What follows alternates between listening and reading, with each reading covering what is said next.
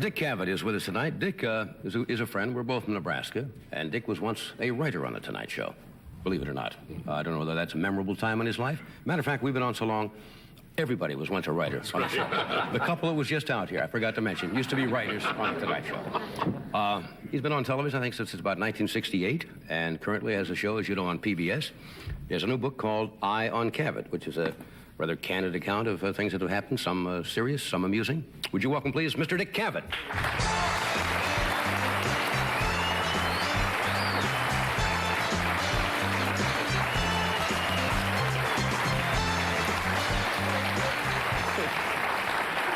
Thank you, Doctor. We have themes for everybody. We don't want anybody to miss a residual. How you been? Very fine. I don't know if you heard the introduction about you being a writer on The Tonight Show, and I said, I'm not sure that was a memorable period in your life. How would you appraise that? It was, however. I remember how I got that job, really. I had gone off and I'd written for you for a while. Mm-hmm. I first wrote for you, and I doubt if you'd remember this, and even under regression hypnosis, for an Emmy show. I'm under hypnosis now, as a matter of fact. Yes. Well, maybe you recall. Oh, I got to tell you this. I met a transsexual in New Orleans, and I'll get back to that. Yeah, it's a section of my book that's raised a number of eyebrows about the silicone breasts. Oh. And one of them got under a very hot light and ended up at 34 long. How'd the monologue go? Real good. They don't know. They're thinking you don't know that I did that. They're thinking I know. No, I remember. Do you know? Now you'll have to swear I hadn't prepared this, but okay. I remember the first line you ever did of mine that you got a laugh with. Okay. Fortunately, it was the first day I worked for you and had a monologue as opposed to 6 weeks later. But you had come back from Vegas, and you mentioned that. Mm-hmm. And you said, I like it in Las Vegas. By the way, Las Vegas, spelled sideways, is salvages. You said, that may not be too funny, but there's an old man in New Hampshire who's saying, do more anagrams. Yeah. Is there anyone from New Hampshire here tonight? Now, what I've obviously just given is a lesson in how it depends on who says the joke. How well it goes over. Occasionally, you did go for the esoteric line occasionally. Now and again, yeah. You see, and which is very nice, but you have to assume everybody knows all of the elements involved. Yeah, metaphysical humor closes even before Saturday night. Didn't you do a once line? Was it your line that you wrote about the bust of, you know what I'm talking about? Yes, I did. Can I tell that? It was that? I think I remember. You didn't write it for me. I think you wrote it for Jack Parr, if I remember. I wrote it, yeah, and he rejected it, and Hugh Downs did it.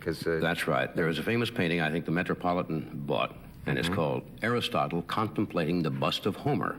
Correct. Well-known painting. They paid millions for it. It was all in the paper. And you took that and wrote an atrocious but good pun about Buster Keaton, who apparently was looking for a home, a place to live in Hollywood, right?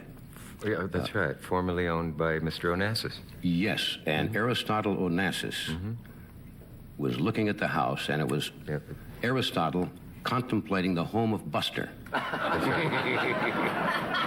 Which was to get there, you have to take a long day's journey into nowhere, but it was I remember that. That goes over very big at the library. Yes, sir. How quickly can we get there? Where were you at noon today? You were supposed to, I picked up the Los Angeles Times today, and I said, gee, I'm going to run down there because my friend Dick is down at Doubleday or somewhere. It's the oh, Lord, what is the name? Someone can yell it out to me. It's the big store downtown. Broadway. The Broadway. You were supposed to be there today. It's tomorrow, and I misread the ad, as apparently you did, and thought I was supposed to be there today, and I mentioned it on a morning show. Right. And You've done another show before this one today? The fact that you showed up and stood in line to get my book signed for 2 hours, I'm very embarrassed about it. You've done another show today before this one? I have done something like 4. You have no idea how many people are doing shows under your very nose. You are certainly being greedy, aren't you? Grabbing all of this stuff and then paying it off with a nighttime visit. Well, I'm hustling books. My co-author has several children to put through school and that sort of thing. My book is not ghostwritten, by the way. Yeah. Do you know when I first broke you up on the air? No. I think you could recall. I was on here. I was so far down by that time that only McMahon was between me and nowhere. You know how Ed moves down and the guest moves down. And at the end, you say to everybody, what are you doing? I'm working at the Westbury Fair. And so when your series starts, I had nothing to plug. And you said, what are you doing? And I quickly thought, I got to have a joke. I said, I'm working on an idea for a comedy series. Thinking, it's a humorous version of Gilligan's Island. Yes. I do remember. And you did that wonderful breakup where you went off the chair, and someone got a still photo of that, and I have it. And it was quoted by Earl Wilson the next day as a comedy version of Gilligan's Island, which just takes the edge off slightly, doesn't it? Earl was not known for exactly transposing the original joke onto print. You remember that thing Groucho said about Earl, about the other fellow, Leonard Lyons? So the only way to get him to print a joke right is to tell it to him wrong. That's right. That'll come out great. We'll take a break and we'll be right back, folks. Okay. Stay where you are.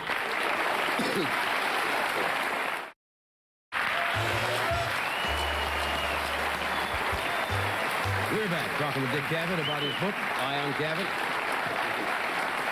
I got your book yesterday. Oh, did and you? went through it. Yeah, I enjoyed a lot of sections in it. I enjoyed, of course, being from Nebraska. Yeah. Your 20th high school reunion, because I went back to Norfolk, as you know, some time ago and did a special on going back home. Yeah. And they say you can't go home. Thomas Wolfe, I can say, you can't go home if you expect it to remain like it was. And I got the feeling you felt a little bit awkward because people know you. Yes. Because you've been in the public eye for a number of years, and they all recognize you, as they did me. But on the other hand, they think that you have been in constant contact with them also, and you may not have seen them for 20 or 30 years. Yeah, so and it they're becomes a little somewhat disappointed awkward. that you don't recognize them immediately, Yeah. and that you feel kind of sorry about it. And you probably, did you feel the same thing I did, that you wanted to kind of go back home and see people as they would be if you weren't famous, but by being famous and having a recognizable face, it altered everything, so you could I never think really so. get a... That's called the Heisenberg effect in science, I think. Oh. I'm not sure. That goes along with the Aristotle joke.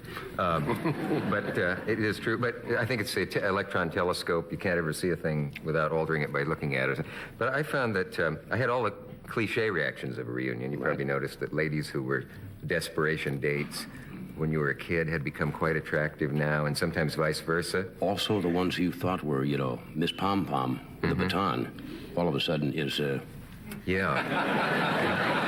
I'm Becky. No, kidding. Oh. Miss Pom Pom is now Miss Bass Drum. Yes, but they probably...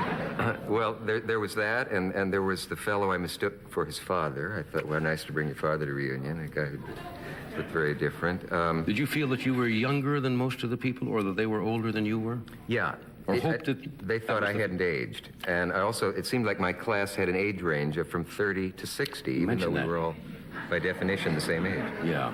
Yeah. What bothers you most? I get the feeling, and I think it's true, because I get the same feeling at times, that you feel uncomfortable being in the public eye. Yes.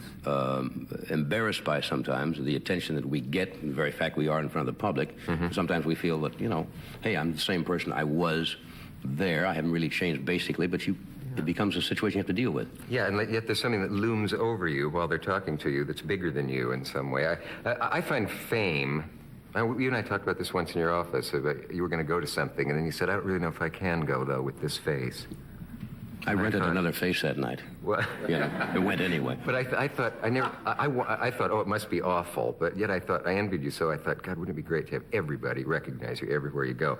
And it is sometimes, but it's like the Midas touch, if you could turn it off. Right. I know you told once about a guy who, I think, put his arm around your neck. You were seated at a table, dragged you about 12 feet backwards to say hello to his pustule-covered sister at a party or something. Well, it was worse than that. I remember Yeah, exactly what it was. I couldn't remember him. He didn't tell me who he was. Yeah. And he says, my sister doesn't believe you know me. And took me. Yeah. Now, all the way across the room, I know I'm going to be confronted with his sister, who says, she doesn't believe you know me. And I didn't know who it was. Yeah. And to this day, I don't know how I feigned some kind of, got a case of the vapors or something. Yeah. It was awful. And as I remember, you pointed out that when you did meet her, she had a face that would stop sundials. You've probably forgotten that part. But the, are you too good to have a drink with me? That's the one that, you know, maybe you've had a drink and they want you to have another one. And are you too good to have a drink with me? I had one on it's nice when Sophia Loren recognizes you on the street. Isn't that sweet? But when a drunken woman on the metro liner in stretch pants, that look like she's been dipped in some color rather than extra, comes over, sits on the lap of your chair, and her breath would kill cactus at 20 paces. And, Kill cactus? yeah, you remember her? You know, and it's just, it's awful because then they go into that thing about, well, I watch you, and so you owe me this. And you want to say, because you see me does not mean you have bought a ticket to my private life. That's not what you want to say, but that's what you think. Speaking of breath, who did that one? You talk about lines in your favorite lines of Fred Allen and Groucho and Georges Kaufman and some of your favorites. Who was it did the line says his breath was so strong, sounds like Fred Allen. It would start the windmill on an old Dutch painting. That's in there somewhere. That's a classic, right? We'll take a break. We're coming back. Sounds like Fred, doesn't it?